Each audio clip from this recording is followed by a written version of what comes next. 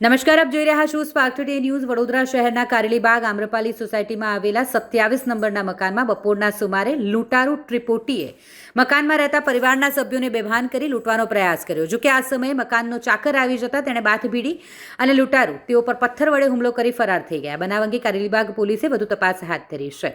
શાંતિલાલ જીવા પરિવાર અહીં રહે છે. અહીં બપોરના સુમારે તેમના પત્ની કમલાબેન અને પૌત્ર પૌત્રી એકલા હતા.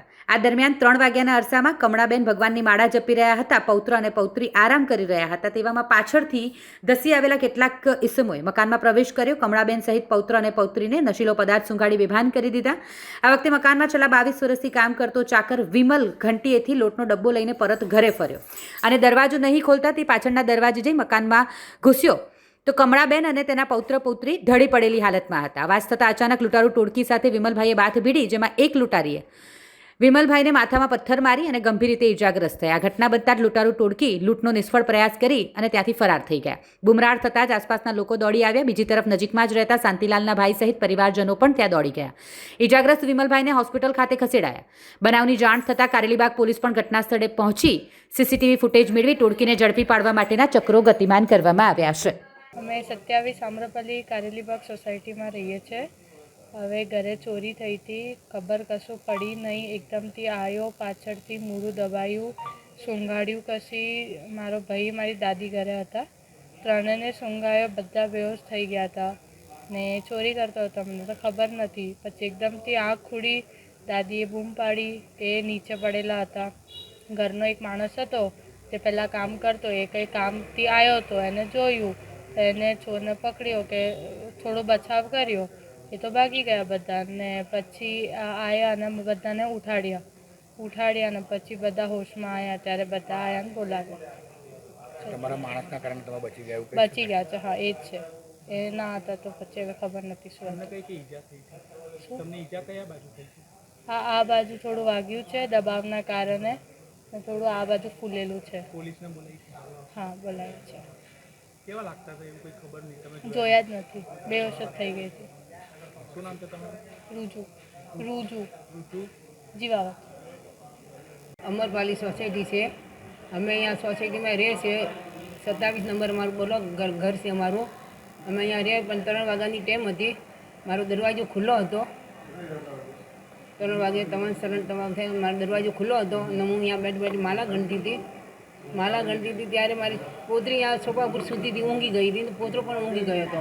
આ બધા ઊંઘી ગયા. તો મેં તો 3 વાગે છોકરાને અવાજ કર્યો. છોકરીને મેં છોકરી ઉઠને તો એને દાદી 5 મિનિટ ઉભા રહો, હું ઉઠું છું કે આ ઊંધી ફરીને સૂઈ ગઈ. આ ઊંધી ફરીને સૂઈને હું મારી અહીંયા માલા ગણતી હતી. તો જેટલે મને કંઈથી આવ્યું મને ખબર નહીં. દરવાજો ખુલ્યો તો મારો માણસ આવ્યો કે મેં કીધું ઘંટીનો ડબ્બો લઈ આવો ને આ સાબી સ્કૂટી લઈ ગયો કે બા હું લઈને આવું. મેં કીધું હા લઈ જા. આ લઈને તો દરવાજો ખુલ્લો છે તો એટલો ખુલ્લો હતો. તો મેં હમણાં આવી જાય બંધ કરીને શું કરું, આવી જાય. તો આ ડબ્બો લઈને આવ્યો અને આ છોર ક્યાંથી આવ્યા મને ખબર નહીં. આગળથી આવ્યા કે પાછળથી ખુલ્લું છે તો પાછળથી આવ્યા મને ખબર નહીં પડી. તો હું મારી અહીંયા બેઠી મારું એકદમ આવીને મારું એકદમ એમ મોઢું દબાવી લીધું એમ ને ભીનો રૂમાલ લાગો મારો મોઢા આગળ. તો મેં જાણ્યું મારો બીજો પોતરો આવ્યો છે મોટો. આ કર્યું, આ મારી મજા કરે, પગ દબાવે ને એમ કરે. તો મેં કીધું આ આવીને દબાવે. તો મેં કીધું રીમ મારું મોઢું કેમ દબાવે છે, એમ કેમ કરી છે? દાદી મરી જાય, દાદી શ્વાસ નહીં લેવો. તો મેં એમ લઈને અને માથા ઉપર એમ હાથ લગાડ્યો પાછળથી. મેં મારે એમ કેમ કર્યો છોકરા? મેં કીધું મોઢું દબાવે, દાદી શ્વાસ એ મારે શ્વાસ નહીં લેવાય, હું મરું છું એમ મેં કર્યું. તો પછી મને તો શ્વાસ લેવાય નહીં. જો પછી પછી મને શું કર્યું મને ખબર નહીં. શું કર્યું મને એટલો મને ખ્યાલ. પછી હું મારે બોલાયું નહીં, કર્યું નહીં. મારી આંખ બંધ થઈ ગઈ. પછી મારી છોકરીને ક્યારે સૂંઘાવી મને ખબર નહીં પડી. છોકરાને ક્યારે સૂંઘાવી મને ખબર નહીં પડી. પછી હું પડી ગઈ કે મને પટકી અને મને આ ખબર નહીં. હું એમને સીધી એમ પડી ગઈ. જેટલો મારો માણસ આવ્યો ઘંટીમાં તો આ આવ્યો તો અને મને દરવાજો ખોલ્યો નહીં ખોલ્યો. તો આ નાનું ડબ્બો થઈ જ મૂકે આ પાછળથી આવવા લાગો. પાછળ અને માણસ જોયો અને માણસ જોયો અને તો માણસ જોઈને માણસ મને બૂછટ પકડ્યો એકદમ. તો મને બૂછટ પકડ્યો જોરથી. મને લઈને એનું મોઢું દબાઈને મને સૂંઘાવી લીધું. તો મને ખોલ્યો નહીં. તો બીજે માણસ લઈને મને માથામાં પથ્થર વાગી દીધો.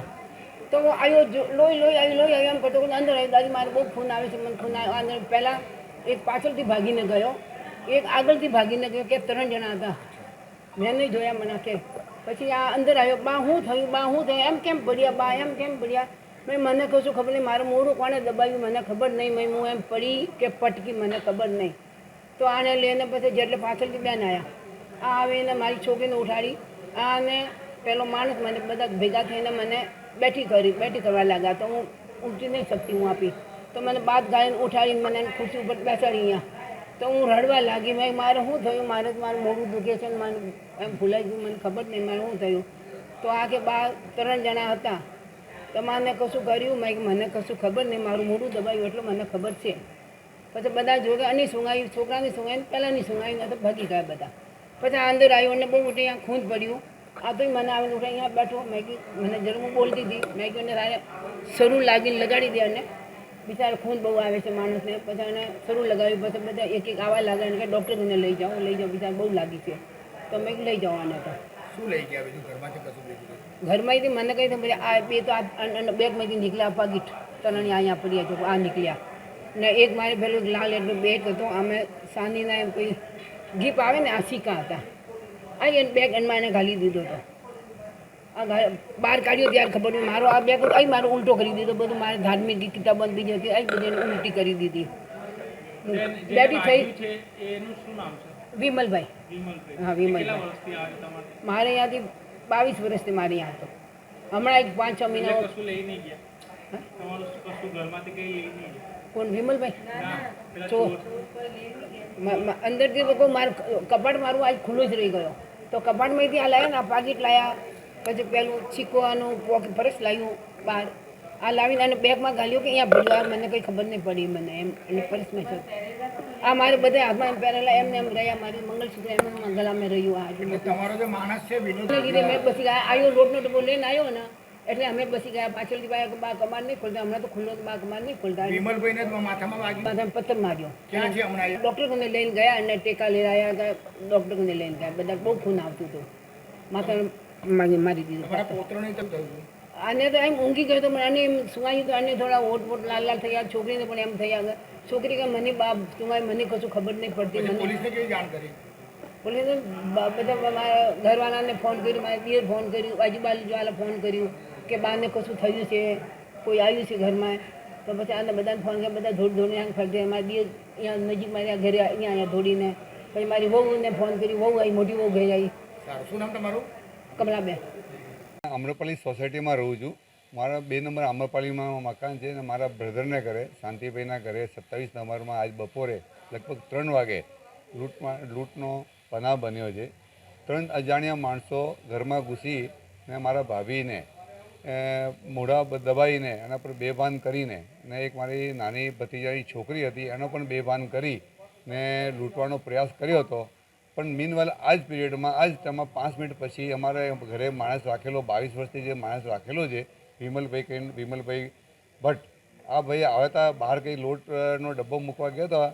તો લોટનો ડબ્બો મૂકીને જરા દરવાજો નથી ખોલ્યો ત્યારે પાછળના દરવાજાથી અંદર આવ્યો. અંદર આવીને ભાભી ચિલ્લાયા અને ખબર પડી કે ભાઈ ભાભી તો કે બેભાન નીચે પડ્યા છે. તો પેલા છોર પેલા ભાઈને વિમલભાઈને મારીને પોતાનું બેગ નાખીને ભાગી ગયા. એનાથી અમે આ બધું લૂંટપાટનો લીધે અમે બચી ગયા વિમલભાઈના લીધે. કેટલું હતું બીજું દાગીના વાગીના તો આપણે હાથમાં તો પહેરેલા હતા, પણ એ લોકોએ એમના ટાઈમ નથી મળી. આ વિમલભાઈ અમારા આવી ગયા અંતર એટલે અમે બચી ગયા, નહીં તો લૂંટપાટ વધારે થતી ને વધારે નુકસાન થતું. શું લાગે છે તમને આ જે તમને? ભાઈ હવે એવું કહેવાતું નથી, કેમ કે હજુ અમને ઘરે એવો કોઈ માણસ નથી કે જે એવું કામવાળી બાઈ છે, તો એ પણ ઘણા વર્ષોથી કરે છે. આ વિમલભાઈ 22 વર્ષથી નોકરી કરે છે. એટલે હવે અમે પણ કોઈ એવો ડાઉટ તો નથી આવતો, પણ હવે તો સીસીટીવી ફૂટેજ કોઈ મળે સોસાયટીમાંથી, આજુબાજુ પડોશમાંથી, તો થોડો ખ્યાલ આવે, નહીં તો કોઈ ખ્યાલ ના આવે. હા, એ આવ્યા ને એક ભાઈ પાછળથી ભાગી ગયો, એક આગળથી ભાગી ગયો, અને આપણું પોતાનું બેગ જે તે નાખીને ભાગી ગયા. પાછળના ગળામાં બેગ હતું તે મૂકીને જતા રહ્યા. મારું નામ અશોક જૈન. હું મારા મોટા ભાઈ શાંતિભાઈને ઘરે બનાવ બન્યો છે.